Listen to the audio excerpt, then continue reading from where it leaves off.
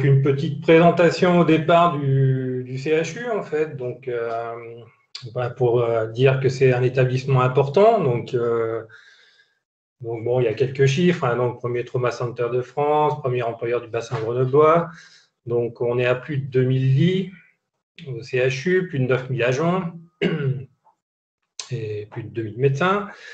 Donc, tout à l'heure, donc on a parlé GHT. Donc, nous, le CHU, donc on est établissement support du GHT Alpes-Dauphiné, qui comprend 8 établissements. Au niveau de l'informatique, donc on va dire que le CHU est très informatisé, hein, c'est historique en fait, puisque nous, à un moment donné, on était éditeur de logiciels aussi, donc on était centre régional d'informatique hospitalière. Donc il y a eu d'édition de logiciels qui a été déployé sur une centaine d'établissements. Hein.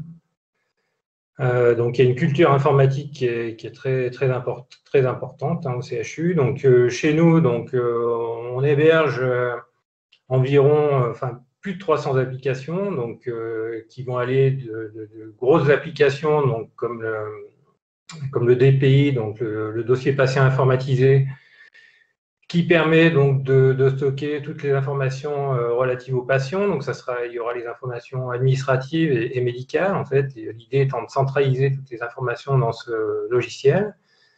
Et puis, en périphérie, on va avoir tout un ensemble de logiciels qui sont spécifiques pour gérer par exemple, les réa, le laboratoire, les urgences, l'ophtalmologie, la radiologie, l'imagerie, etc. En fait, il y en a...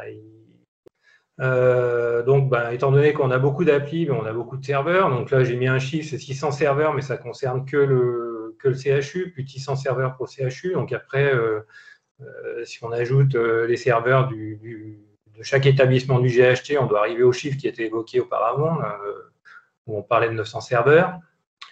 En parallèle, donc avec la mise en place de toutes ces applications, donc il faut voir qu'il y a beaucoup de flux qui ont été mis en place aussi parce que toutes ces applications communiquent. C'est-à-dire que, par exemple, on va avoir une application dans laquelle on va créer le dossier du patient et ensuite, on va diffuser l'information à toutes les applications du CHU. Donc, on va le faire pour l'identité du patient. On va faire aussi la même chose pour diffuser les résultats d'examen de biologie, les résultats d'imagerie, etc. Donc, il y a énormément de flux à superviser, à maintenir en état opérationnel. Donc, ça, c'est pour situer un peu le contexte, notre contexte, en fait. Personnellement, je travaille au CHU depuis 1988. Donc, j'ai occupé plusieurs postes. Et donc, depuis 2016, j'ai pris en charge la mise en place de la supervision applicative. Donc, avec d'autres, je gère aussi d'autres projets. Donc, je n'ai pas uniquement ce projet à gérer. Donc, en fait, pourquoi on s'est penché sur la supervision donc en 2016, c'est un peu par rapport à ce que je viens de dire auparavant. Donc, c'est avec la multiplication des applis, l'exploitation devenait difficile, en fait. Hein, donc, il faut du personnel.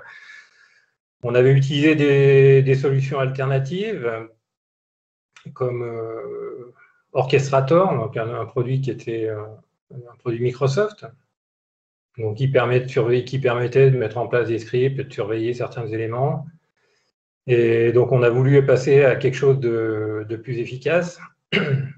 Et donc, c'est pour ça qu'on a lancé cette étude et cette recherche de produits, donc qui a commencé donc, en 2016.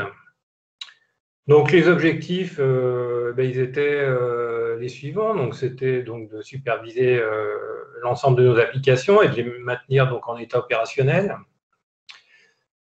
Et puis aussi de réduire la charge d'exploitation, parce qu'on n'a pas un nombre de personnel illimité, donc il faut pouvoir utiliser des outils qui facilitent la vie de l'exploitant. Donc ensuite, on avait aussi besoin d'avoir des outils qui nous permettent de donner un retour sur ce qui se passait au niveau de notre direction.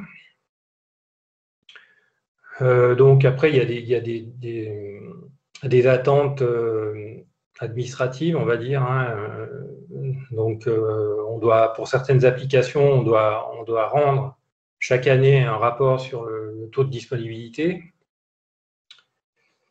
En parallèle, bon, ben, bien sûr, on veut réduire la charge d'exploitation, mais on veut aussi optimiser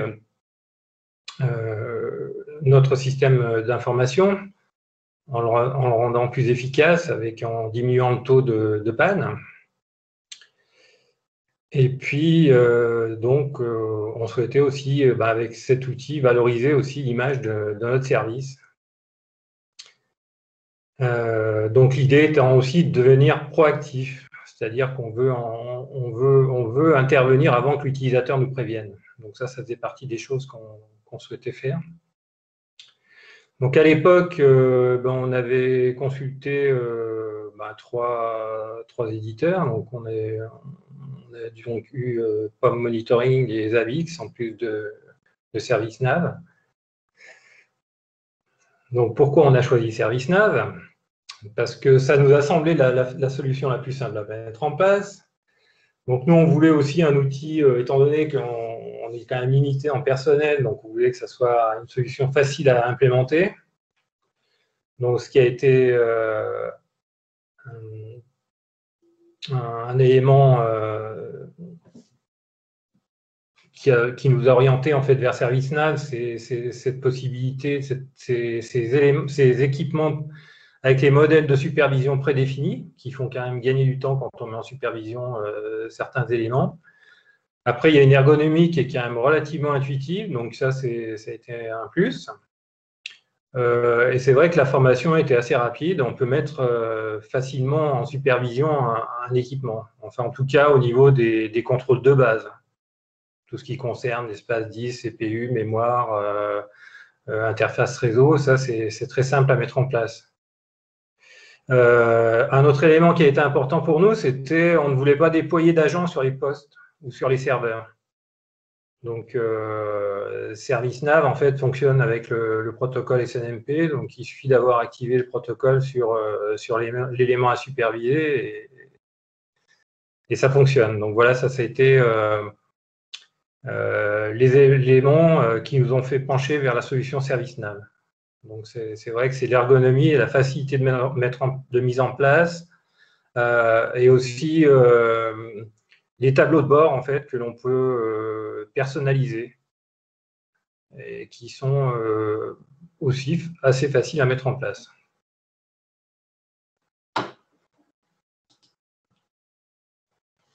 Donc, bon, c'est un peu de la redite, mais bon, les objectifs spécifiques à la santé, donc nous, on a des impératifs en fait, hein, on fonctionne 24 heures sur 24, 7 jours sur 7, donc il faut que les applications qu'on a désignées pour certaines comme étant critiques doivent être opérationnelles donc, en permanence, donc notamment le DPI, les réa, les urgences, l'anesthésie, l'imagerie, le laboratoire.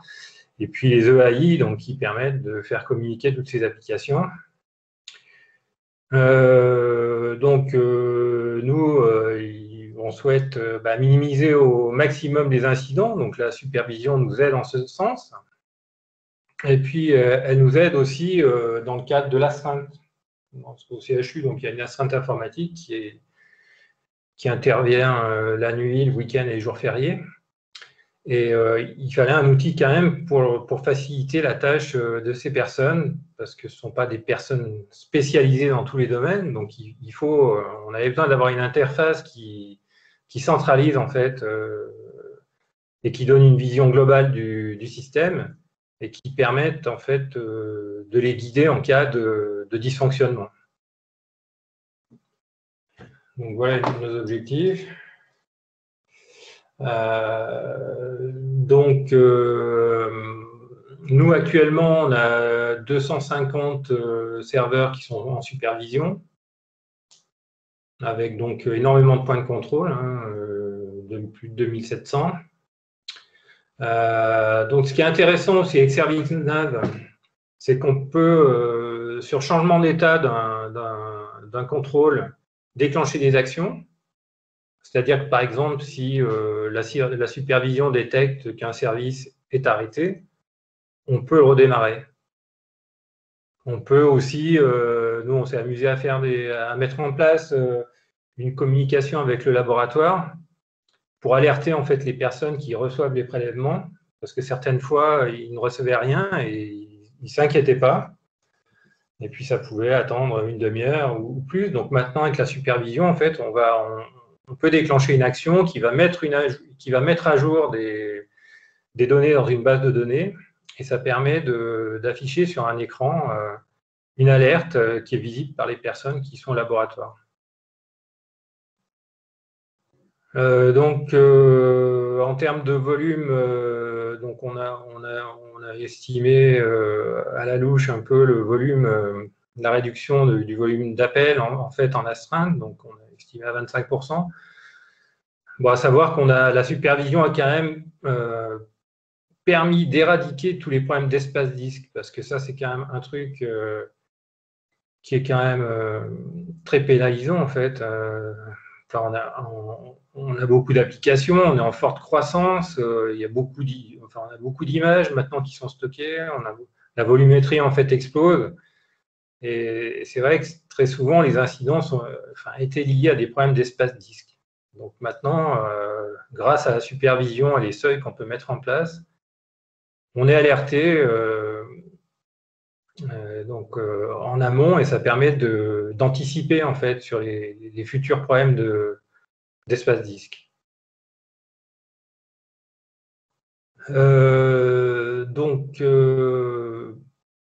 Pour la supervision applicative, donc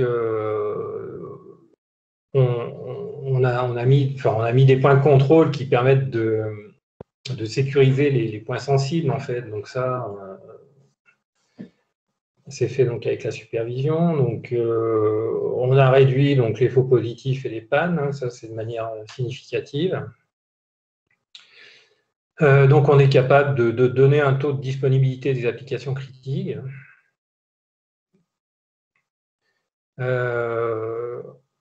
On a aussi interfacé l'application, donc ServiceNav, avec un outil extérieur qui s'appelle AppSmon, en fait, qui est édité par la société Itexis et qui permet d'exécuter des scénarios utilisateurs. C'est-à-dire qu'avec cet outil, on peut enregistrer ce qui est fait par un utilisateur, par exemple la connexion à une application, différentes actions dans l'application, d'enregistrer ce scénario et de le rejouer de manière régulière, et avec un retour donc du résultat de l'exécution du scénario dans ServiceNav. Et donc, on peut être alerté si, par exemple, le scénario s'exécute mal. Donc ça, c'est pas mal parce que ça permet Là, on a vraiment une vue applicative. Donc en plus, avec la supervision, ce qui a été intéressant aussi pour nous, c'est de voir ce qui passait quand on n'est pas là. Parce qu'on n'est pas toujours informé par les utilisateurs qu'il y a une indisponibilité pendant la nuit. Hein, certaines fois, ils disent bon, ça ne marche pas, on attend un moment, et puis voilà, on ne sait pas. Donc avec la supervision, maintenant, on a pu voir qu'il y avait certaines applis qui étaient pénalisées, par exemple, par les sauvegardes. Donc voilà encore un intérêt à mettre en place de la supervision.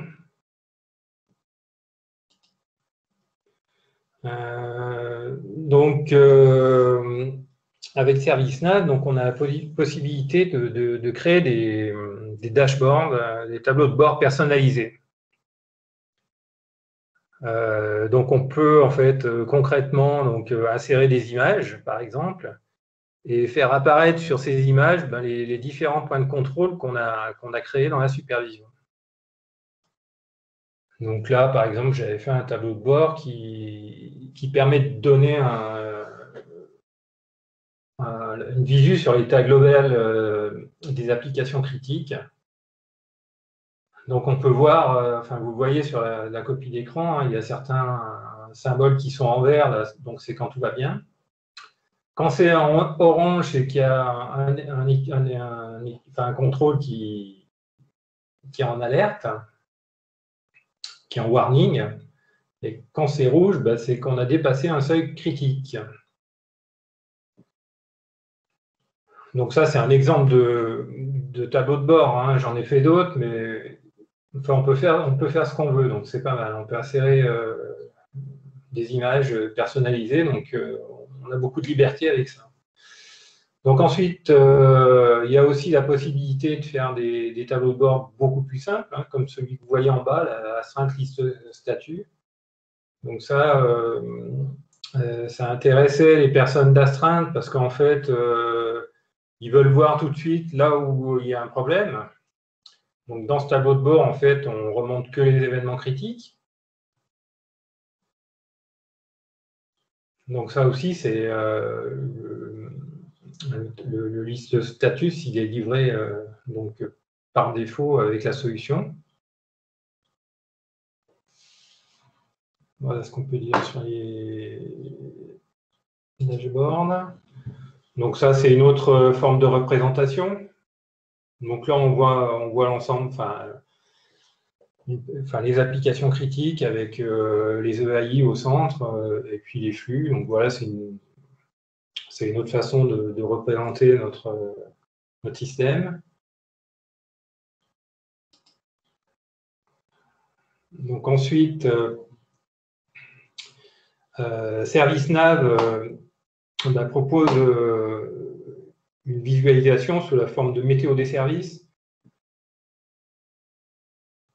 Donc c'est ici qu'on va voir apparaître les soleils, les nuages et puis la pluie si ça se passe mal pour une application. Donc c'est au niveau de la météo des services qu'on va pouvoir recueillir les informations sur le taux de disponibilité de l'application. Donc ce qui est intéressant de savoir, c'est que dans le visuel précédent, enfin, ou dans celui-ci aussi, pardon, hop, quand on peut cliquer en fait sur le petit nuage, par exemple ici, et en fait on peut accéder à cette représentation. Donc ça permet d'identifier, par exemple, tout de suite qu'ici, là on a un petit nuage en fait, parce qu'on on est en train d'avoir un problème d'espace disque. Donc on a une représentation graphique qui est assez intuitive et qui est facile à mettre en place.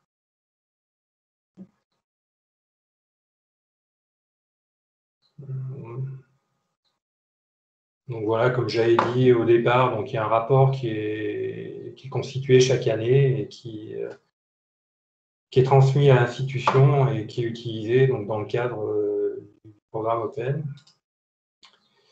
Voilà, par exemple, dans la météo des services, le style de représentation qu'on peut avoir sur l'historique d'une application, enfin le taux de disponibilité d'une application sur les 6 derniers mois.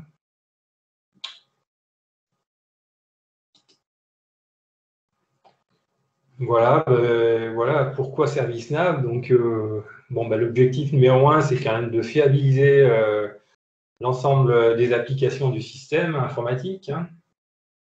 Donc de réduire aussi les faux positifs et les pannes. Donc comme j'ai dit, c'est une solution qui est facile à prendre en main et qui permet de mettre en place rapidement des équipements en supervision. Donc un des autres points qui est intéressant, c'est la facilité pour mettre en place des tableaux de bord personnalisés. Et puis donc cette appli est aussi interfaçable avec d'autres solutions.